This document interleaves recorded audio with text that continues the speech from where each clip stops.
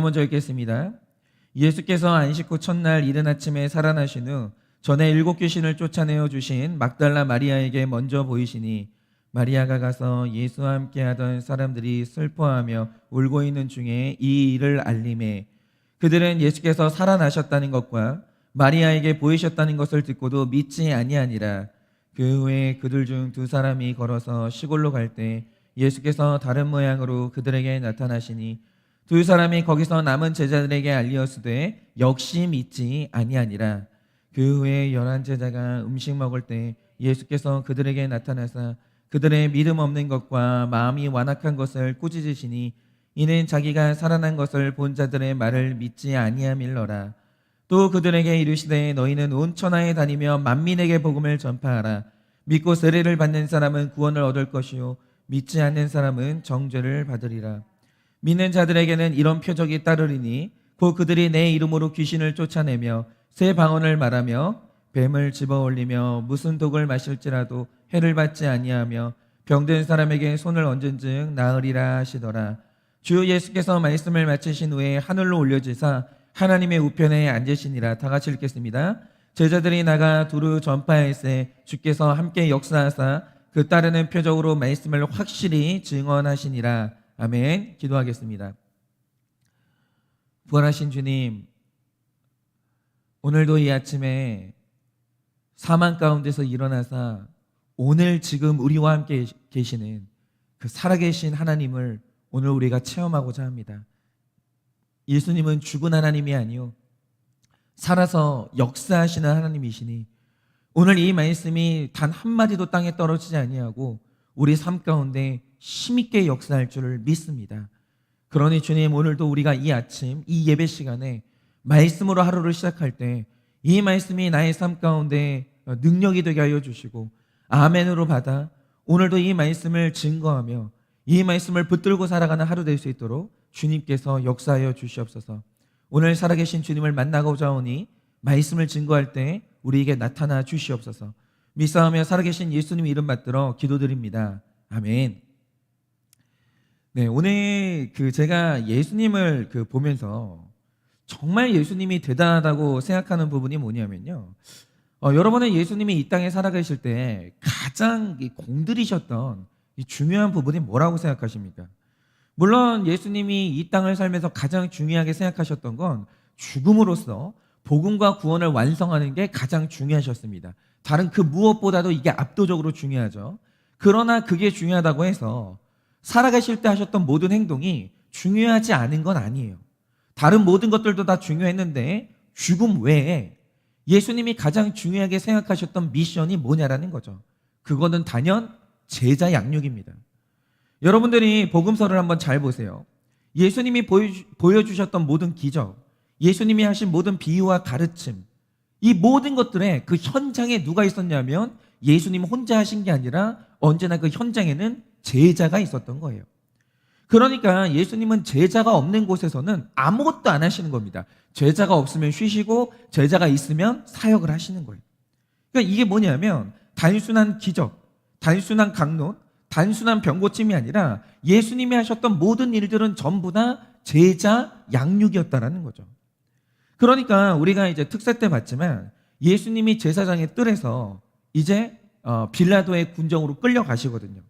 그런데 이게 예수님한테는 굉장히 절박한 순간입니다. 왜냐하면 여기서 끌려가서 빌라도에게 넘겨지면 불과 몇 시간 뒤에 예수님의 그 유명한 십자가의 행진이 시작되는 거예요.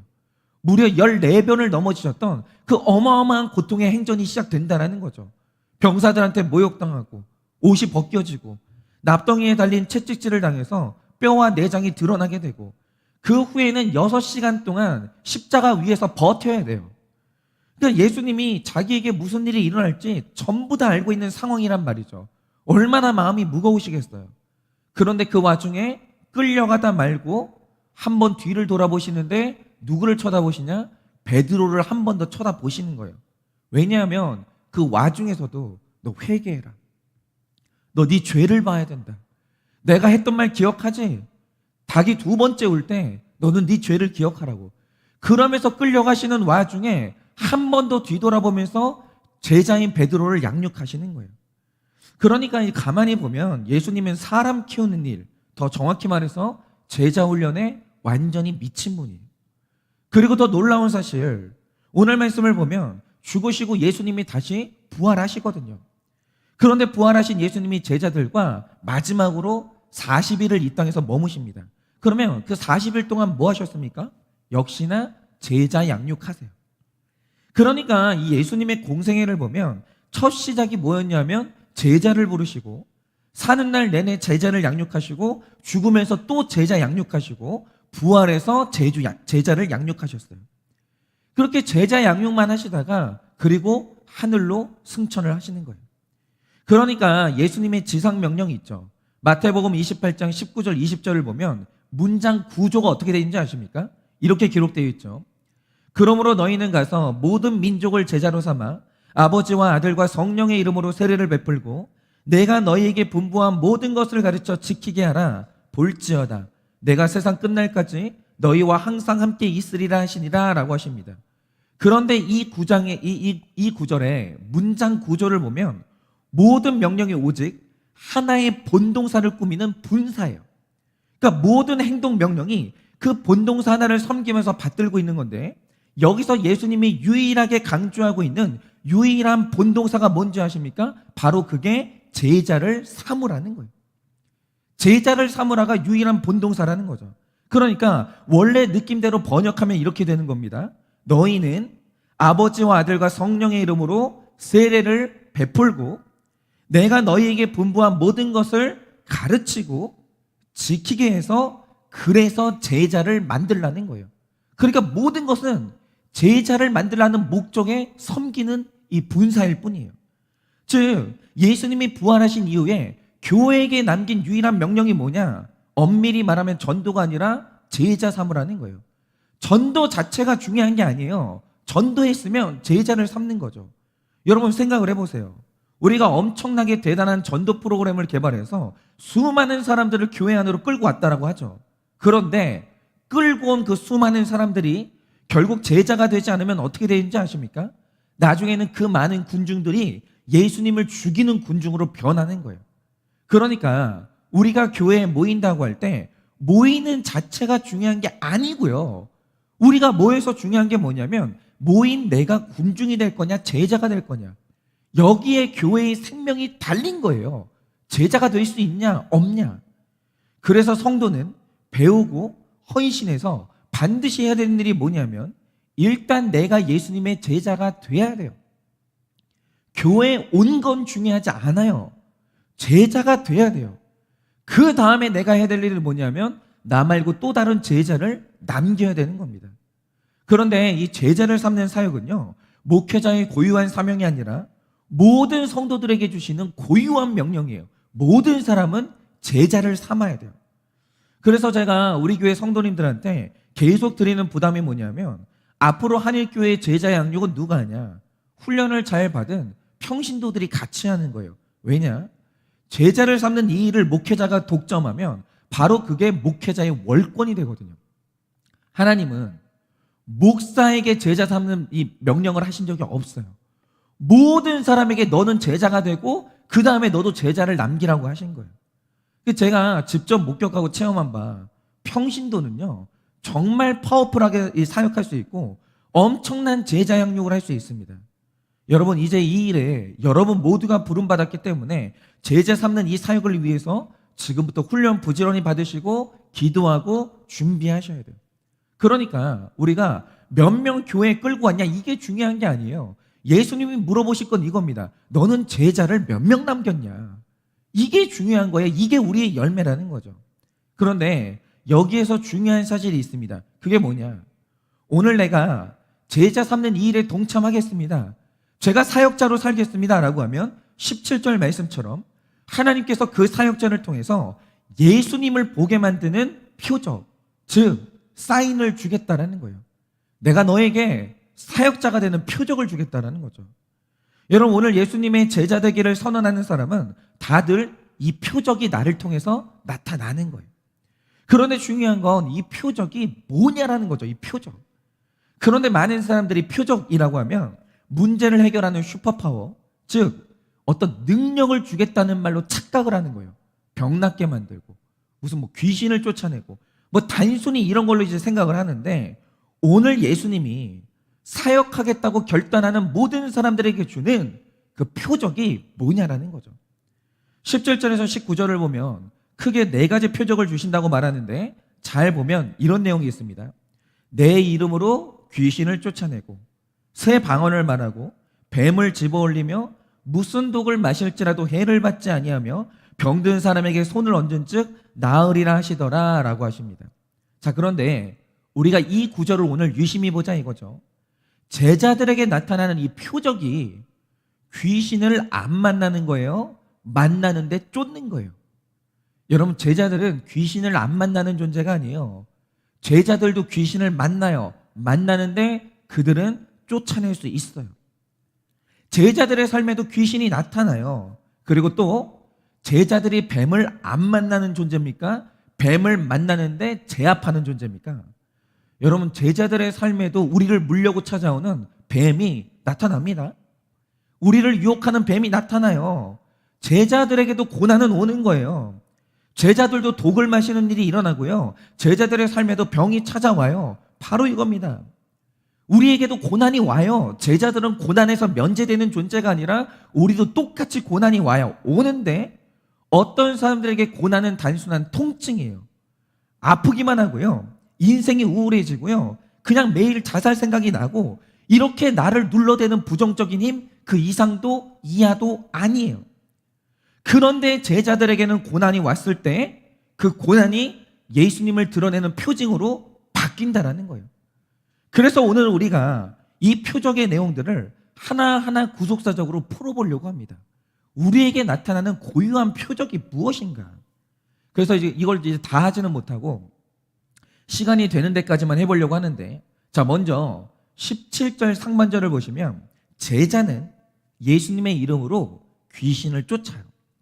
그런데 우리가 한번 우리 주변에 영적인 지형, 영적인 현실을 보자 이거죠. 자, 귀신을 발견하고 귀신 쫓는 이 일을 그리스도인들만 합니까? 불신자도 합니까? 여러분, 우리가 인정해야 될 게 뭐냐면 귀신 쫓는 일은요 불신자도 해요. 무당도 귀신을 쫓고요, 스님도 귀신을 쫓고요, 심지어 평범한 사람도 귀신을 쫓아내요. 그런데 여기서 결정적인 차이가 뭐냐? 예수님을 안 믿는 사람이 쫓아내는 귀신이 어떤 귀신이냐 이거죠. 여러분, 예수님을 안 믿는 사람이 쫓아내는 귀신은 언제나 다른 사람 안에 있는 남의 귀신이에요. 바로 이게 제자가 아닌 군중들이 쫓아내는 귀신의 정체라는 거죠. 그런데 이걸 한번 보세요. 여러분, 어떤 사람이 매일 남을 보면서 저 안에 귀신이 있다고 귀신 들린 사람을 자기 삶에서 쫓아내는 사람들이 있어요. 주식 귀신 들린 남편 귀신을 쫓아내고, 사춘기 귀신 들린 자녀들을 쫓아내고, 귀신같이 상처 주는 내 주변의 지체들을 하나하나 다 쫓아내는 거예요. 이렇게 밤낮 다른 사람 안에 있는 귀신을 발견하면서 쫓아내는데, 여러분, 그 모습을 보고 예수님을 보는 사람이 있을까요? 뭐 그렇죠. 뭐 우리 안에 다 귀신이 있습니다. 우리 안에 귀신이 없는 사람이 어디 있겠어요? 다 있죠. 그런데 어떤 사람이 밤낮 나를 보면서 내 귀신을 지적하고 나를 쫓아내는 거예요. 여러분, 그 사람을 보면서 감동하는 사람이 있겠습니까? 거기서 예수님을 보는 사람이 있겠습니까? 없습니다. 여러분, 밤낮 남을 향해서 귀신을 드러내고 정죄하고 쫓아내면요, 누군가가 제자가 되는 게 아니라 오히려 그 마음에 상처를 받아서 더 악하고 더 독한 귀신이 되는 거예요.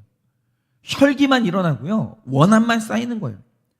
그런데 오직 예수님의 구속사를 따르는 예수님의 제자만 가지는 능력이 있어요. 그게 뭔지 아십니까? 오직 참된 제자만 자기 안에 있는 죄라는 귀신을 보고 자기 안에 있는 귀신을 쫓아낸다라는 거예요. 그렇죠, 여러분. 베드로가 제자였지 않습니까?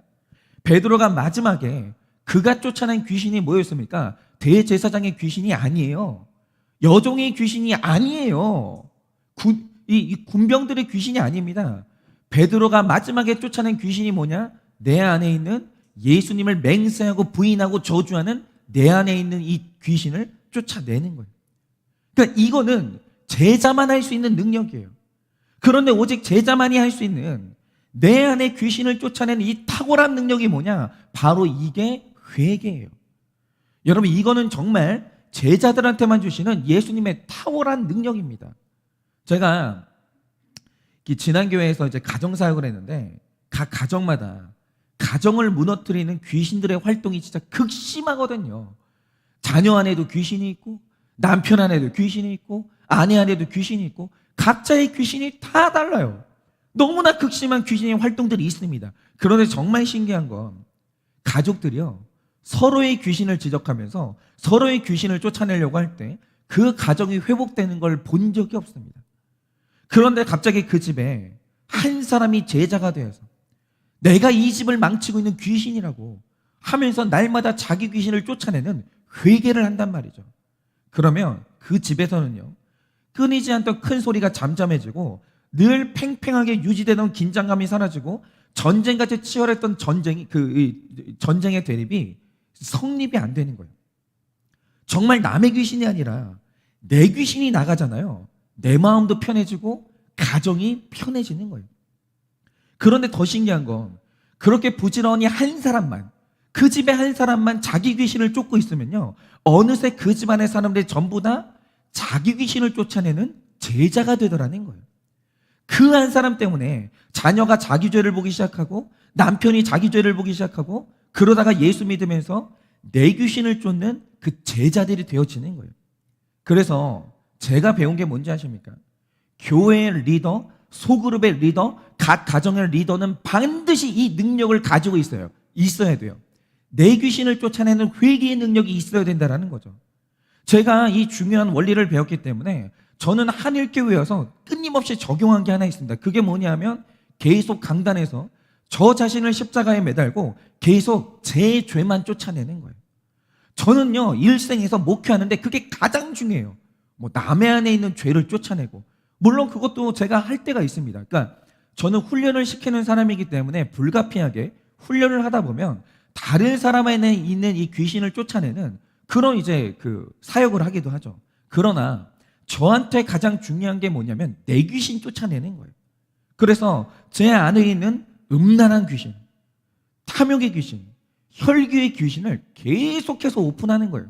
생각을 해보세요. 제가 어제도 이제 그랜저 얘기를 했는데 자꾸 그랜저 얘기하는 이유가 뭐냐면 제가 알고 있는 차 중에서 제일 좋은 차가 그랜저거든요. 그 이상은 꿈도 안 꿔요.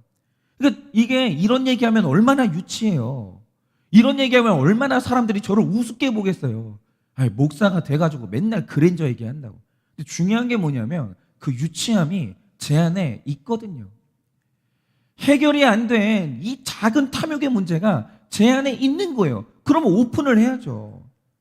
제가 제 안에 있는 이 죄라는 귀신을 계속해서 오픈하고 있고 지금도 제 안에 있는 귀신을 쫓아내는 게 저한테는 가장 중요해요. 그런데 정말 신기한 게 뭔지 아십니까? 제가 이렇게 부지런히 제 귀신을 쫓아내면서 이제 오픈하고 있었는데 어느 날 몇몇 성도님들이 목사님의 오픈하는 모습을 보면서 내 귀신을 봤다는 거예요. 그러면서 그분들이 자기 귀신을 쫓아내는 거예요. 여러분, 이게 뭔지 아십니까? 그분들이 예수님의 제자가 된 거예요. 하나님이 회개라는 능력을 부어 주신 거예요. 여러분, 바로 이겁니다. 오직 예수님의 제자만이 할 수 있는 능력이 뭐냐? 다른 사람 귀신이 아니라 내 귀신 보고 내 귀신 쫓아내는 게 진짜 능력이에요. 다시 말씀드립니다. 무당도 남의 귀신 쫓아내요. 스님도 남의 귀신 쫓아내요. 불신자도 남의 귀신 쫓아내요. 그러나 내 귀신 쫓아내는 그건 제자밖에 못해요. 이게 제자의 진짜 능력이라는 거죠. 그런데 반대로 한번 성경을 보세요. 예수님이 누군가의 귀신을 쫓아주실 때 자기 죄를 못 보는 사람의 귀신을 쫓아내신 적이 있습니까? 성경에서 그런 예를 한 번이라도 찾아내신다면 제가 진짜 상을 드릴게요.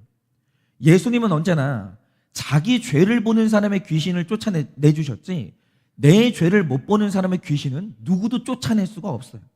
그래서 자기 죄를 못 봤던 사두개인, 바리새인, 대제사장, 서기관의 귀신은 끝내 안 나갔어요. 예수님이 그들을 구원하지 못했다는 거죠. 그리고 설령 귀신이 잠깐 나가도 회개의 능력이 없잖아요. 한 귀신이 나갔다가 7 귀신이 도로 들어와요. 그러면서 그 상태가 훨씬 심각해집니다. 이게 뭔지 아십니까? 회개가 안 되잖아요. 귀신이 나가는 체험을 했을 때 나는 귀신 들렸던 사람이라고 겸손해지는 게 아니라 나는 귀신을 쫓아낸 사람이라고 이전보다 더 교만해지는 거예요. 훨씬 더 교만해져요. 그러면서 회개가 안 되는 사람을 무시하기 시작해요. 내 안에 들보를 보지 못하는데 남의 눈에 있는 티가 보이는 게 그게 불신자의 귀신 쫓아내는 능력이라는 거죠. 여러분은 진짜 제자 되시기를 바랍니다. 그래서 남의 귀신이 아니라 내 안에 있는 귀신 발견하고 내 안에 귀신 쫓는 진짜 능력을 받으시기를 바랍니다. 그게 정말 능력이라는 거죠. 그리고 두 번째로 제자는 세 방언을 말하거든요. 그런데 여러분, 여기서 말하는 세 방언이 뭐겠습니까?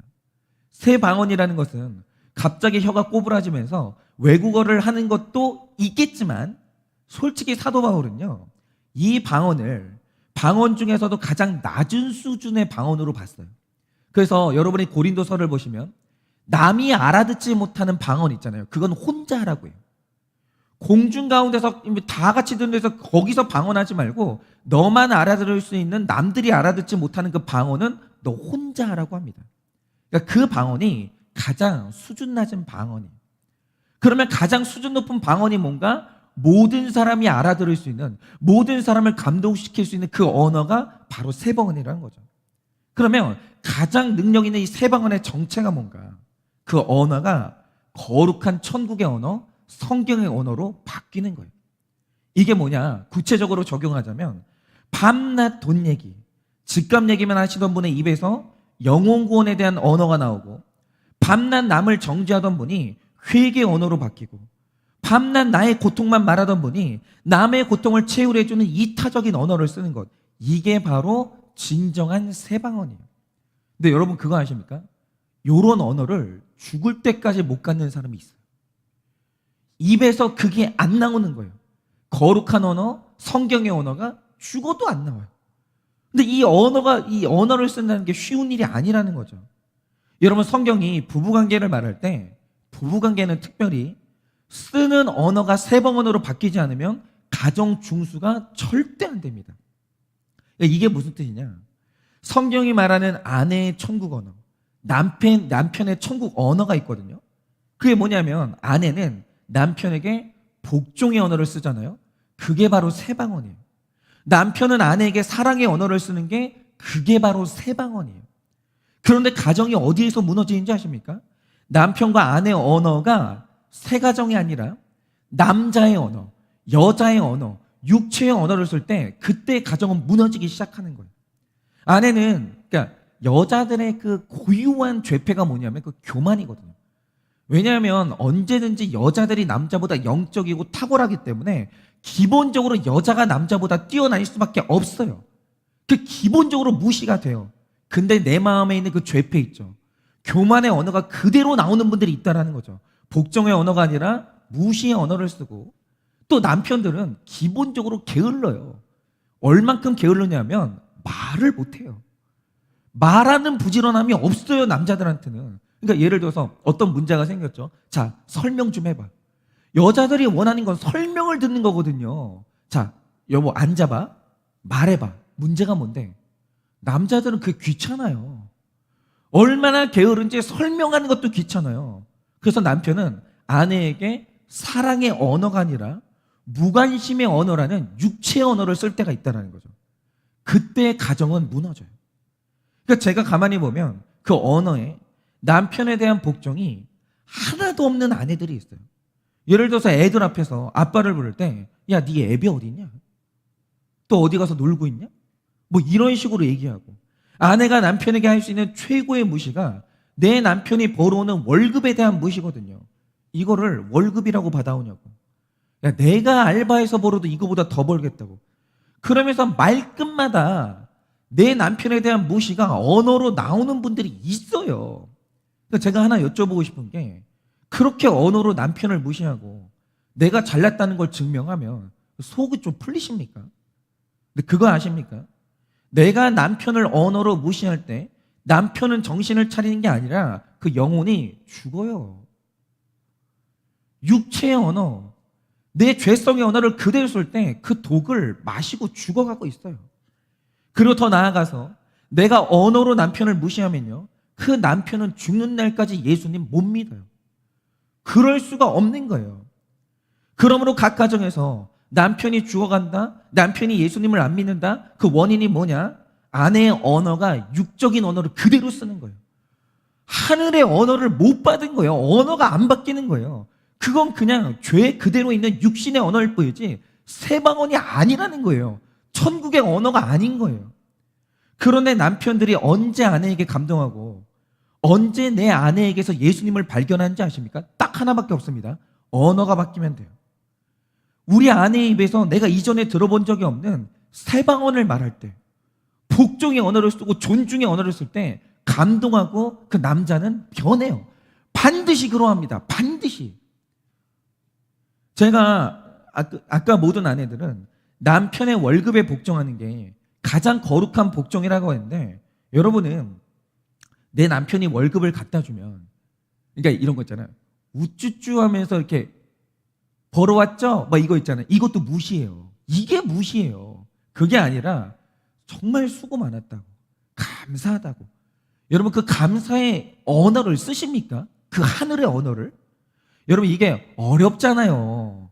내가 원하는 만큼 벌어오지 못했는데 이 남자에 대해서 감사한다는 게 어려워요. 마땅히 해야 된다는 게 아니고 억지로 져야 되는 십자가거든요. 그래서 그 언어는 은사의 영역이에요.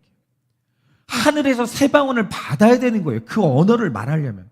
근데 그 언어를 말하는 이유가 뭐냐면 월급이 진짜 대단해서가 아니라 구원 때문에 그 언어를 말하는 거거든요.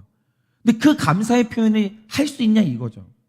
내 자녀들 앞에서 우리 가장이 얼마나 애를 써서 우리를 섬기고 먹여 살리고 있는지, 우리 아버지가 얼마나 훌륭한 사람인지 진심으로 감사하는 하늘의 새 방언을 말해본 적이 있냐라는 거죠. 여러분이 잘 모르시겠지만, 여성들은 잘 모르겠지만, 남자는 그 언어를 쓰잖아요. 그 언어를 듣잖아요. 벌떡 일어나요. 이 언어의 힘이 얼마나 중요한지 모릅니다. 만약 자녀들 앞에서 내 남편의 월급을 가지고 망신을 주고 내 남편의 월급을 무시하면서 찍어 누르셨다면, 그리고 내 자녀의 마음에도 아버지를 무시하는 마음을 심어주셨다면, 그거는 반드시 회개를 하셔야 돼요. 저는 제 어머니를 이 세상에서 제일 존경합니다. 이 얘기 들으면 또 저희 아버지가 굉장히 섭섭해 하실 텐데, 아버지도 존경하죠. 근데 어머니를 정말 존경해요. 이 이유가 뭐냐면, 5 식구의 아버지가 교회를 개척하고 생활비를 갖다 준 게 3년 후예요. 바로 갖다 주신 게 아니고요. 저희 아버지가 교회를 개척하고 어머니에게 사례비를 갖다 주신 건 3년 후였어요. 그나마 생활비를 주시고 15년 넘게 150만 원을 넘지 못했어요. 그러니까 목사님 때는 물가가 그 정도면 살지 않습니까? 라고 하는데 천만의 말씀입니다. 여러분, 저희 집에 어마어마하게 먹어대는 자녀가 3명이에요. 걔네들이 다 학교를 대학원까지 갔어요. 근데 저희 아버지가 15년 넘게 사례비가 150만 원이었어요. 정말 누구 말 맞다나 진짜 월급을 쥐꼬리만큼 벌어왔어요. 그런데 저는 제 어머니에게 보게 되는 신비함이 뭐냐면, 단 한 번도 자녀들 앞에서 아버지를 깔아뭉갠 적이 없었어요. 단 한 번도. 늘 자녀들 앞에서 하셨던 새 방언이 뭐냐면, 너희 아버지는 훌륭한 분이기 때문에 너희는 아버지한테 배워야 된다고. 세상에 돈보다 중요한 게 있는 거야. 그러니까 우리는 아버지를 따라서 아껴 사는 게 당연하다고. 늘 아버지 편을 드셨고, 실제로 그 적은 돈으로 자녀 셋을 기르면서 신기하게도 하나님께 드릴 것과 이웃과 나눌 것을 늘 남겨놓으셨어요. 즉, 새 아들들이 아버지를 존경하고 같은 목회자의 길로 갈 수 있도록 아버지를 존중하는 새 방언을 저희 귀에 늘 들려주셨어요. 저는 그게 늘 신기했어요. 어머니의 언어가 어떻게 저런 언어를 쓸까? 어떻게 저런 말이 가능할까? 그거는 세상에서는 들어본 적이 없는 하늘의 언어였어요. 그리고 월급에 철저히 복종하셨던 제 어머니 덕분에 저희가 구원받고 지금 저희도 돈의 문제에 있어서 절제하고 살 수 있어요. 그냥 마냥 이 욕심에 휘둘리지 않았다는 거죠. 근데 그걸 심어주셨던 분이 뭐냐면, 어머니가 저희 귀에 늘 세 방언을 들려주셨어요. 그래서 제가 제 어머니에게 감사한 게 뭐냐면 저에게 있어서 가난한 아버지는 있었어요. 근데 쪽팔린 아버지는 없었어요. 그래서 오늘날 저희 집에서 가장 대접받고 존경받는 게 누구냐? 그게 어머니예요. 늘 어머니는 저희에게 원망의 언어, 그 막 비관의 언어, 자기 연민의 언어, 이런 언어를 들려주신 적이 없어요. 언제나 세 방언을 들려주셨어요. 어머니가 가정에서 썼던 그 세 방언이 얼마나 아름답고 거룩한 언어인지 나중에 알았기 때문에 세상 그 어떤 방언을 썼던 사람보다 목사가 된 새 아들들이 존경하는 분이 누구냐면 하늘의 언어를 썼던 저희 어머니를 존경해요. 아내들이요, 가정에서 특히 자녀들 앞에서 내 남편을 향해서 복종의 언어를 쓰고 있으십니까? 내 남편의 구원을 위해서 평소에 복종하는 새 노래를 부르고 계십니까? 남편이 벌어오는 월급에 대해서 그것을 무시하지 않는 아름다운 언어를 쓰고 있으십니까? 바로 그 세 방언이 제자로 부름받은 여성의 언어이고 모든 사람을 감동시키는 놀라운 언어인 거예요. 그 진짜 문제가 뭐냐? 여성분들 중에서는 이 방언을 쓰는 분들이 많아요. 영적이기 때문에. 진짜 문제는 이제 남자들인데, 남자의 세 방언은 사랑의 언어거든요. 그런데 남자가 사랑의 언어를 쓴다는 게 여자들이 세 방언을 쓰는 거하고 비교도 안 되게 어렵거든요. 왜냐하면 남자라는 동물이 입을 여는 게 너무 힘들어요. 제발 부탁드리는데, 남자들이 직장에서 돌아오면 제일 먼저 하는 행동이 뭡니까? 씻지도 않아요. 제가 하여튼 저도 할 말 없는데 씻지도 않아요. 일단 옷을 다 벗어요. 그리고 러닝구에 팬티 입고 방바닥이나 소파에 딱 붙어가지고 하염없이 TV를 봐요. 그리고 아내하고 소통을 끊어요. 자녀하고 소통을 끊어요. 그런데 존경하는 우리 남자 성도님들, 그 모습이 자녀와 아내들이 볼 때 얼마나 실망스러운 모습인지 아십니까? 그게 얼마나 아내들한테 절망을 주는 줄 아세요? 남자가 오자마자 오늘 하루는 어땠어? 물어보는 게 아니라 TV 먼저 딱 켜는 거예요. 그 자체로 여자들은 절망해요. 오늘도 우리의 소통은 끊어지는구나. 여러분, 집에 와서 아내에게 사랑의 언어와 자녀에게 관심의 언어를 쓸 세 방언의 능력이 없는 남자가 집에 와서 사랑받고 식구들에게 존경받는 게 가능하다고 보십니까? 불가능합니다. 이런 거예요. 인생 다 살고 노년이 됐어요. 근데 자녀들이 보면 엄마를 중심으로 모이고 남편들은 외톨이인 경우가 있어요. 누구 때문입니까? 자기 삶의 결론인 거예요. 남자가 세 방언이 없이 날마다 집에 와가지고 TV 보고 침묵하고, 그러니 어머니하고 자녀들이 한편 되고, 남자들은 그러니까 노년에 외톨이가 되는 거예요. 누굴 원망할 필요가 없어요. 그거는 남자 탓인 거예요. 자기 삶의 결론인 거예요. 여러분, 그러니까 이런 거죠. 이 내 가정에서 소통을 끊어버리시는 분들, 사랑의 언어를 쓰지 않는 분들은 아내의 영혼을 죽이는 범죄를 저지르고 계시다고 보시면 됩니다. 그런데 내 남편이, 내 아내가 언제 감동하고 배우자가 언제 변했다고 인정하는지 아십니까? 갑자기 나를 무시하던 아내가 복종의 언어라는 세 방언으로 말하고, 갑자기 나에게 무관심하던 남편이 사랑의 언어라는 관심과 세 방언의 언어로 말하기 시작할 때 바로 그때 상대방이 감동하고 제자 삼는 사역이 일어나는 거예요. 그래서 제가 오늘 말씀은 다 풀어야 되는데 시간이 없어서 여기까지 합니다. 그래서 오늘 이 설교를 들으시는 모든 성도님들에게 적용을 하나 드리고 싶어요. 그게 뭐냐면, 여러분이 지금 쫓아내야 되는 내 귀신이 뭡니까? 그거는 발견하셔야 돼요. 그리고 오늘 여러분이 해야 될 내 입술의 새 방언이 뭐겠습니까? 여러분, 이 적용하셔야 됩니다. 여러분, 남편들 특별히 부탁드립니다. 집에 가서 침묵 좀 하지 마세요.